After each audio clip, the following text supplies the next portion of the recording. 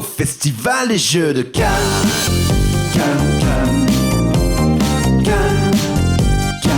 Au festival des jeux de Cannes.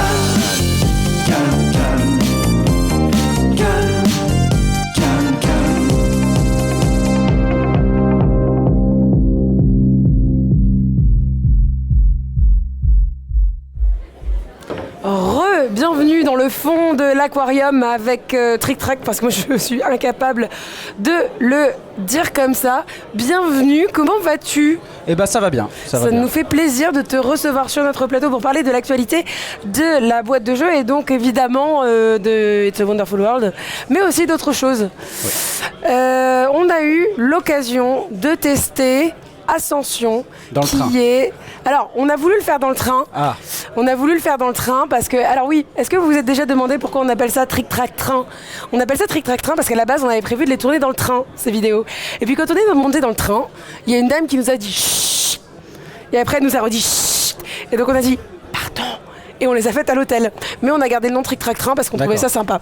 Et donc à l'hôtel, nous avons tourné une vidéo avec Ascension, l'extension de It's a Wonderful World qui est prévue pour novembre 2020, je ne dis pas de bêtises. C'est ça, pour la livraison donc, des caisses et donc la sortie en boutique pour novembre. Est-ce que tu pourrais nous en dire un petit peu plus à propos d'Ascension ? Qu'est-ce qu'on va pouvoir trouver dedans ? Non. D'accord. Non, si. Alors, Ascension, en fait, c'est une extension qu'on a pensée avec Frédéric suite au bon démarrage du jeu. Et on s'est dit, on peut creuser et trouver d'autres idées. Donc, on a essayé plein de choses et on voulait pas, en fait, rajouter de la crème sur la tarte, tu vois, que ça soit quelque chose de complètement indigeste. Et donc, l'idée, ça a été de dire, on va conserver l'essence du jeu, qui est le draft de cette carte et la planification, puis la phase de production. Et en fait, on va créer des nouvelles mécaniques de cartes. Donc en fait, Ascension, c'est au-delà de porter le jeu à 6 et à 7 joueurs, donc de rajouter un peu de matos, c'est un pack de 56 cartes qui va venir en fait particulièrement renouveler les stratégies du jeu. D'accord. On va y trouver des cartes qui vont permettre de faire des scoring par paire, tout ça. Bon, je vais pas rentrer dans les détails, mais en fait, ce que je trouve super, c'est que maintenant, quand les gens jouent à Ascension, ils nous disent « Ah ouais, je veux plus jouer sans Ascension tellement ça apporte ». Et finalement, je pense que c'est ça le but d'une extension, c'est que les gens pensent qu'on l'avait dans les tiroirs au départ, alors qu'on l'avait pas, mais... S'ils pensent ça, ça veut dire que ça a parfaitement complété le jeu. Ça a été dans une... peut-être pas complété, puisque complété, ça voudrait dire qu'il n'était pas complet au début. Mais exactement. Donc ça veut dire que c'est plus réellement des nouvelles mécaniques de cartes, mais ça ne change pas en profondeur le système de draft, le système de scoring, la façon dont on va récupérer les ressources. Et, exactement. On va pas changer. C'est-à-dire si on sait jouer à It's a Wonderful World, on saura jouer à Ascension. Ça va prendre 1 minute, 2 minutes que la personne qui a acheté le jeu t'explique les 4 nouvelles mécaniques. Mais par contre, quand tu vas jouer, ça va complètement renverser ta vision du jeu. C'est-à-dire c'est comme si on éclairait, comme si le jeu c'était une boule, qu'on l'éclairait d'une façon et que là on va te l'éclairer d'une autre façon. Mais ça reste le même jeu. Entre la boule à facettes et la tarte à la crème, je suis très fan de tes métaphores, donc continue avec ça parce que c'est vraiment chouette. Ok, et toi tu as testé avec Ascension, donc j'imagine ? Non, jamais. On n'a pas essayé, mais on a créé les cartes dans l'absolu et on pense que c'est pas mal. Ça a l'air bien. Ok. Ouais. Et mais comme tous les jeux, moi je les essaye jamais parce que comme ça. Ouais. Puis j'aime pas jouer après. Oui, c'est ça. Non, moi non plus en fait. On va boire un café. Mais j'en ai déjà. Ah mince. Et du coup, est-ce qu'on parle des nominations à l'As d'Or ?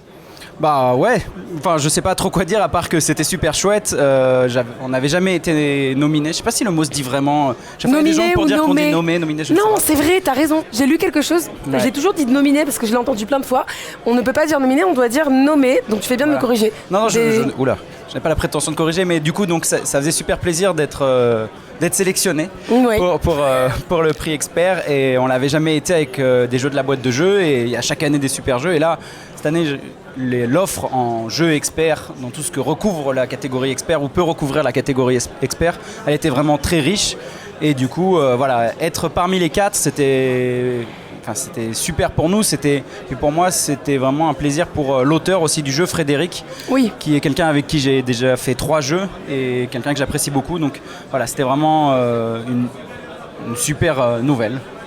C'était une sorte de cerise sur la tarte à la crème de It's a Wonderful World. Désolée, il fallait que je la file cette métaphore à un moment ou à un autre. Eh bien, déjà, félicitations parce que je ne te l'ai pas dit. Donc bravo pour pour cette sélection pour les 4 finalistes de l'As d'Or dans la catégorie expert. Est-ce qu'on pourrait parler un petit peu de... donc on a déjà parlé d'Ascension qui viendra, on l'a dit, en novembre 2020, des projets en cours, futurs, à venir de la boîte de jeux? Alors, on a plusieurs projets. Donc, on a déjà la livraison d'Ascension en novembre et terminer l'impression, etc. du jeu. Et puis après, on va avoir 2 créations sur l'année 2020. Donc on va faire vite parce qu'on n'est pas là pour faire de la promo. La première, ça va être... donc là, c'est un prototype. La couverture, elle ne sera pas imprimée sur un papier sur une boîte d'Outlive. C'est un jeu qui va s'appeler Au creux de ta main, qui est un jeu de Timothée Decroix. Alors, voilà. Ah, tiens, il y a une caméra déportée. Donc là, c'est aussi la couverture prototype, mais c'est le concept de couverture. Voilà, très bien. Et c'est un jeu où on va devoir transmettre un visuel. Tiens, oui, vas-y, tu peux l'ouvrir. Si tu y arrives. Si j'y arrive. Vas-y, vas-y, je t'en prie. C'est un jeu sur une personne âgée qui réouvre sa malle aux souvenirs et qui va vouloir raconter sa vie à sa famille. Et donc, en fait, on a des cartes qui représentent la vie d'une personne et on va devoir transmettre des visuels par le toucher. J'ai l'habitude de dire que c'est un jeu de touche-touche où on va pas se touche-toucher. Et du coup, c'est un jeu où en fait, on va devoir passer des visuels qui sont là, des photos, des objets qu'on peut retrouver, en utilisant des objets qui sont fournis dans la boîte. Donc là, encore une fois, on est sur le prototype, mais ce sera des objets expressément fabriqués pour le jeu. Et sans se toucher directement, parce que c'est assez intrusif le toucher finalement dans un jeu ou dans un groupe. Et en fait, avec les objets, tu vas essayer de passer des textures, des mouvements, des positions de choses pour qu'ils reconnaissent ce visuel parmi tout un tas d'autres cartes. En fait, c'est une expérience sensorielle. Ça fait un peu bizarre dit comme ça. Non, mais il y a plein d'endroits où on a des expériences sensorielles, mais bon, en tout cas là, on peut en avoir une. Et ouais, c'est un super jeu. Enfin, là, on le fait tester en proto. C'est exactement ça. C'était le nom de code, c'était El Juego del Touche Touche. On s'est dit que c'était un petit peu trop. Donc voilà. En fait, est-ce que je comprends bien dans la lignée, on va dire, d'abord par exemple un Dixit où on utilise la parole pour passer une information. Ensuite, on va utiliser des visuels avec des jeux comme Mysterium par exemple. Et là, on arrive dans la version où on utilise le toucher. Tactile. Voilà.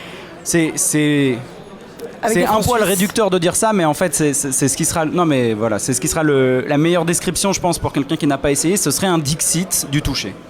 Et après, on n'a pas la prétention de faire aussi bien que Dixit, qui est un jeu aussi reconnu, mais c'est l'idée en tout cas.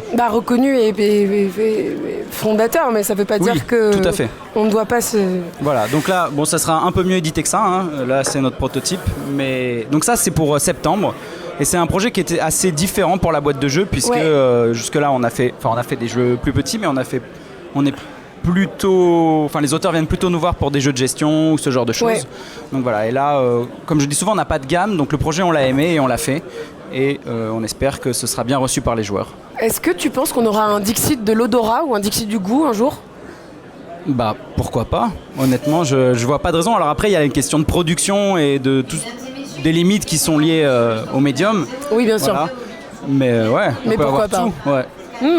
Ok, j'ai hâte de découvrir ça. Donc ça, on a dit, c'est septembre. Ouais. Ok, super. Hop, je t'en fais un autre. Allez, allons-y. Alors. Demio, là j'aime beaucoup le... Donc ça, c'est aussi un prototype qu'on a qui est pour la fin d'année. Donc là pour le coup, on fait le grand écart puisqu'on est sur 30 minutes par joueur. Donc c'est vraiment du gros jeu. On est plus sur du gros... Voilà, je sais pas si on va tout déplier, mais en gros c'est un jeu ça se passe dans une uchronie japonaise médiévale post-apo. D'accord. Et on va incarner des daimyos qui veulent devenir empereurs. Il n'y a pas d'autres boîtes. Ouais. C'était bien essayé. Et du coup, c'est un jeu d'influence et de majorité avec une mécanique de draft 2D. On va devoir prendre des influences sur les différentes îles de l'archipel pour avoir des points de popularité, parce dans le futur, on devient empereur en étant le plus populaire. Ce qui me paraît plutôt cohérent avec le monde actuel. On s'emmerde plus avec les lignées, tout ça. Enfin voilà. Non. Qui a le meilleur compte Instagram ? Et du coup, on va utiliser ça. Et on a tout un système aussi de combos et de craft de son plateau. Ces actions, en fait, il y a 5 actions au départ, tout le monde a les mêmes. Et on va pouvoir crafter ces actions pour les custom au fur et à mesure de la partie, en fonction des choix qu'on fait. Et la mécanique, après, c'est une mécanique de majorité et de prise d'influence. D'accord, donc en fait, au niveau de son plateau joueur, on va avoir la possibilité, on a différentes actions qui, à la base, pour chacun des joueurs, sont les mêmes. Et puis, on va spécialiser en fait les actions qui nous sont disponibles. Un système de pic de dés, donc à chaque tour un joueur va prendre un dé, tu le prends pour la couleur. En fonction de la couleur, ça va faire des actions différentes. Donc tu as les dés bleus qui font une chose, les dés rouges qui font une chose, les dés verts qui font une chose. D'accord. Et après, tu vas pouvoir construire, crafter ton plateau en récupérant des tuiles qui vont dire que maintenant, quand tu fais l'action du dé vert, elle faisait ce qu'elle fait de base, plus quelque chose que tu lui as ajouté. Ce qui va te permettre de te spécialiser. Et avec ça, tu as un système de cartes, en fait, de hand building un peu, où tu vas avoir des que tu vas pouvoir jouer en fonction des valeurs des dés que tu as sur ton plateau. Donc tu vas piquer les dés et pour les couleurs et pour les valeurs en essayant de comboter tes actions et ton craft de plateau. Au niveau de l'univers d'Emio, c'est bonne... ok. Ouais, c'est ça. Qu'est-ce que c'est Demio? Un Demio? Un Demio, en fait, dans le... Alors peut-être qu'il y a des puristes qui vont me dire que vraiment c'est pas ça, mais... C'est un chef de clan, de clan japonais dans l'univers médiéval japonais. D'accord. Donc c'était des daimyos, comme des seigneurs qui avaient du coup une cour et des gens à leur service. Et donc en fait là parce que nous en fait ce qu'on va incarner c'est un peu les chefs de gang du coin qui veulent devenir le king du bling bling du coin quoi. Le king du bling bling, ok. Et du coup voilà, ils s'appellent daimyos mais c'est plus ou moins les petits malfrats du coin quoi. D'accord. Ok, parfait. Et alors moi, c'était celui dont j'avais le plus envie de parler, c'était Call to Adventure. Ah. J'aimerais bien qu'on jette un petit coup d'œil. Vas-y, il est là. Je suis très contente de voir que tu as ramené la boîte. Donc ça, c'est la boîte anglaise, mais voilà, tu peux. Là, c'est bon. Là, c'est pas prototype, bon. là, ça va. Là, je peux. Ça, tu peux ouvrir. Tu Première peux tout sortir. édition, deuxième impression, très bien. Waouh, superbe. Donc. Ah, c'est un. Donc ça, c'est le plateau joueur, ça. Ah, c'est le plateau joueur, d'accord. J'ai cru que c'était un. Non. Ok. Chacun on a un plateau comme ça, ouais. Donc regarde, hop, on va tout sortir. Excuse-moi, je t'aide parce que là je te regarde prie, galérer, vas-y. mais ça me faisait plaisir, mais je vais quand même un peu t'aider. Quelle personne sympathique, je te remercie. Hop, donc hop. Ok, là on a des... Très bien, alors moi je connais pas du tout, c'est Guillaume qui m'a dit... Ah, tu connais pas. Est-ce que tu as fait un peu de jeu de rôle déjà Oui, j'ai fait du jeu de rôle dans un temps que les moins de 20 ans ne peuvent pas connaître. Voilà. Mais néanmoins, fort sympathique. D'ailleurs, c'était bien aussi. Mais donc il n'y a pas besoin d'avoir fait du jeu de rôle pour jouer à Call to Adventure, mais c'est pour porter l'univers que ça va être chouette. En fait, le jeu c'est un peu compliqué à décrire parce que moi je le présente comme un jeu de collection et de storytelling. D'accord. Le principe c'est qu'on va devoir écrire la légende d'un personnage. Donc un peu comme quand tu fais une campagne de jeu de rôle, à la fin t'as tous les hauts faits de ton personnage, tous ces fails aussi un peu qui font ce que tu peux te raconter de tes 20 parties ou 30 parties de campagne et qui arrivent à la fin t'es le roi ou le je sais pas quoi. Donc là en fait tu vas faire ça mais sur un temps resserré. Donc c'est pas du jeu de rôle mais tu vas écrire la légende de ce personnage et cette légende elle va être composée de ses hauts faits mais aussi de tous les trucs un peu tragiques qui lui est arrivé. D'accord. Donc au départ chaque joueur va avoir, bon t'auras un petit choix en fait mais hop c'est la bonne carte, non ça c'est pas la bonne carte. Tu vas avoir en fait une origine, donc là moi j'ai pris Settlers. Les racines donc, ouais, le jeune arbre qui plante à peine l'arbre. Exactement, donc tu peux t'en as différentes. Par exemple là, voilà, par exemple je suis un conscrit. Ça c'est mes origines de personnage. Tu sais comme quand tu débutes un jeu de rôle, tu t'inventes un petit background. Tu vas avoir un trait de personnalité. Il faudrait juste que j'en trouve un. Par exemple là je suis un cœur pur.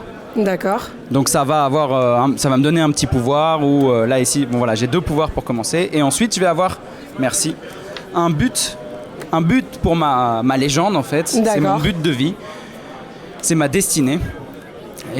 La main de la vengeance. Et là je dois être la main de la vengeance. D'accord. Et donc à partir de ça déjà je peux commencer à me raconter une petite histoire de mon perso.